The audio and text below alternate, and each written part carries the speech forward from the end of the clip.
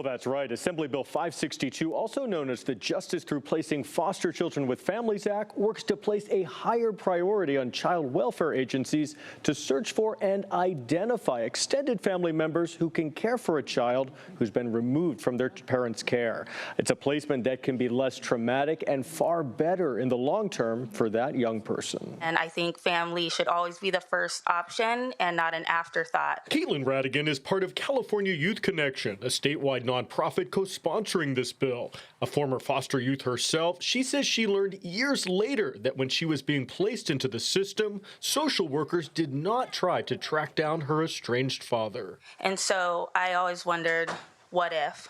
Why did the county not find that family member, and why were they not held accountable for not looking hard enough? This new legislation works to change that, requiring social workers to prioritize locating qualified relatives to care for a child within 30 days of being removed from their homes. Research has shown that kids being placed with stable family members have better outcomes than those placed into the general foster care system. But at the end of the day, let's not forget that these are people's lives at stake. Assemblymember Jose Solache authored this bill. And now we have to do everything to make sure the system does not fail these children. Kids are going to do better if they're in a more familiar setting with someone that they have a relationship with, while they're dealing with the trauma of being removed from their parents. Jessica Heldman is director of the Children's Advocacy Institute at the University of San Diego Law School, which also co-sponsored AB 562. Under this bill, counties that fall under the statewide average of family placement, which was just at about 35% last October, are given resources to do better,